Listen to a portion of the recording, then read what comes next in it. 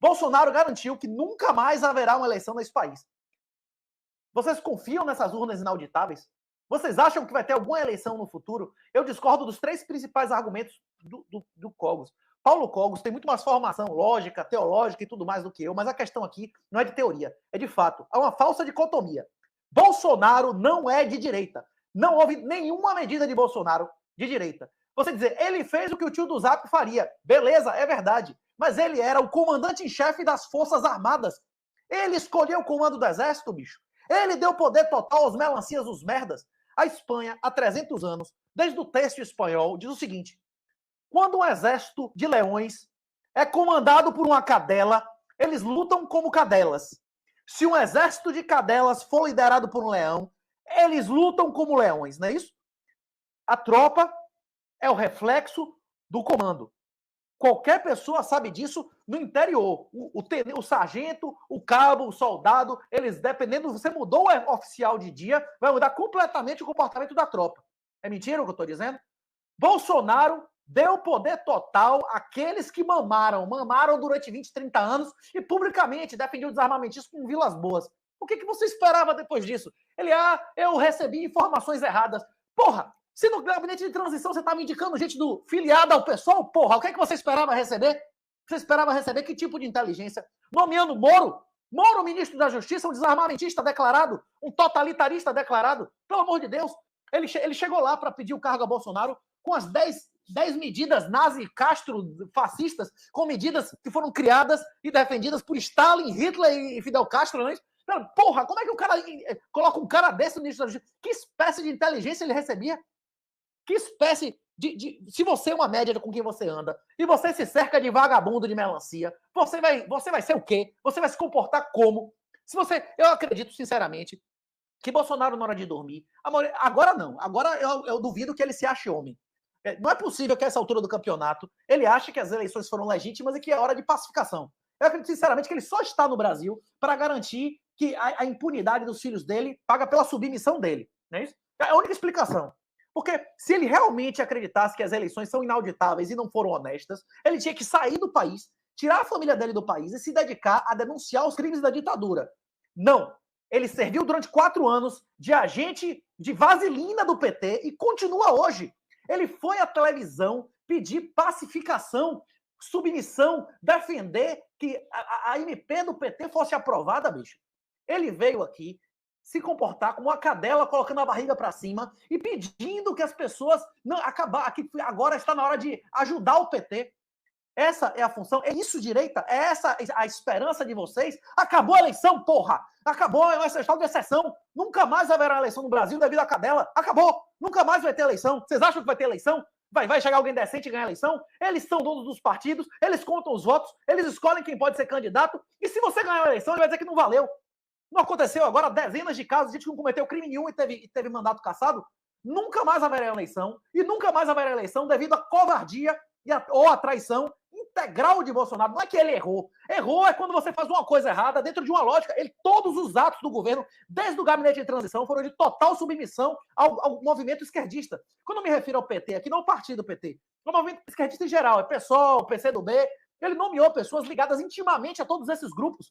É isso que é errar. Ele não chegou e atirou e errou os alvos. Ele atirou em nós, ele acertou. Precisamente, o governo Bolsonaro, em qualquer medida macro-institucional, foi inferior a Dilma, a Lula, a todos os presidentes da nossa época, tempo de vida. Você perguntou qual o presidente melhor que Bolsonaro? Temer. Para quem viveu um pouco mais, Itamar, que estabilizou a economia, né? Ainda teve escândalo com mulher, pelo menos não tinha viadagem no meio, né? Não ficava beijando os caras do STF que ele ajudou a combater, né? Eu responderia, em nosso tempo de vida, todos, até Collor, fazendo as pessoas se matarem com confisco de poupança, em termos institucionais, não foi pior do que Bolsonaro.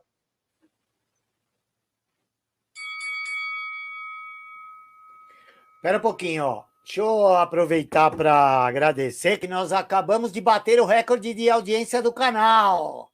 1.870 pessoas aqui. Opa, esse negócio não para aqui, não. Muito obrigado a todos. E vamos passar para os últimos 5 minutos do Paulo, mas acho que depois a gente dá mais 5 para cada um, tá bom? E aí a gente vai ver as perguntas. Então, Paulo Cogos, o microfone é seu. O Renato Amoedo, ele mesmo admitiu, nos 5 minutos dele, que o Bolsonaro avisou que não ia mais ter eleições transparentes no Brasil e que o Lula ia ser solto e ia ganhar. Então, era como um grito reprimido de alguém que sabia das coisas, mas não podia fazer nada porque estava acuado.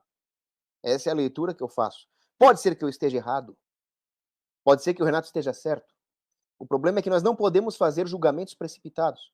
E quando o Renato Amoedo fala que Itamar, que Sarney, que Dilma, Temer foram melhores que o Bolsonaro, você não está fazendo, Renato, uma ponderação de acordo com o momento histórico. Sarney não desarmou a população, Bolsonaro desarmou. Vamos lá, Sarney governou antes do Estatuto do Desarmamento, outorgado por aquele desgraçado que já está no inferno, do Gerson Camata, desarmamentista do inferno. Nunca a população conseguiu adquirir tantas armas quanto no governo Bolsonaro, que foi muito bom. Poderia ter feito mais? Poderia. Agora, você dizer que o Temer foi melhor que o Bolsonaro, eu discordo frontalmente. Primeiro, que o Temer nomeou o inominável para o STF, o Xandão. Então, você pode ter certeza que o Temer está por trás de muito do que ocorre, e o Temer está ligado às mesmas elites que controlam tudo isso que você está vendo, Xandão, STF, Gilmar Mendes, Dória, Lide, Barroso, Perdeu Mané, tudo aquilo. O Temer está por trás. O Temer aprovou a pior lei que alguém já aprovou na história do Brasil, que foi a lei da imigração, e que está trazendo terroristas para dentro do Brasil, terroristas estes que estão se juntando com a extrema esquerda para causar um caos em caso de impeachment do Lula. Então, pelo amor de Deus, não fala uma coisa dessa. Itamar Franco, ele e todas as pessoas envolvidas no Plano Real, Fernando Henrique, fizeram o que fizeram para cancelar qualquer possibilidade do Brasil adotar o dólar, como El Salvador, que você elogiou e elogiou bem, adotou, ou o ouro. Então, depois eu posso fazer até uma live econômica para explicar como que o Plano Real foi um plano para desmantelar a economia brasileira e acabar com as nossas reservas através de um câmbio artificial, nos tornando vulneráveis ali na crise de 1998. Então, eu continuo dizendo, tirando aqueles sujeitos lá do período pré-imperial, e talvez o Café Filho e o Carlos Luz, não teve ninguém melhor que o Bolsonaro até agora, por pior que o Bolsonaro tenha sido, e eu não discordo das críticas pontuais que você fez contra ele. Ah, mas ele foi um péssimo comandante das Forças Armadas, ele era uma ovelha comandando leões. Não. Ele pode até ter sido fraco. E essa é uma crítica que eu tenho a ele. Muito fraco. Mas o fato é que as Forças Armadas não são comandadas por pessoas sem comando. São comandadas por traidores. Os generais são traidores. E Marco Túlio Cícero deixou isso bem claro. Um país pode sobreviver aos tolos, aos fracos. Você pode falar que o Bolsonaro foi fraco, foi tolo. Pode sobreviver a inimigos externos. Mas quando existem traidores em posição de comando, aí não tem muito jeito. E foi o que aconteceu com esse bando de melancias no poder. Ah, em relação ao PIB da Dilma, meu amigo, pelo amor de Deus, nunca houve tanta expansão monetária quanto no Lula 2 e no Dilma 1.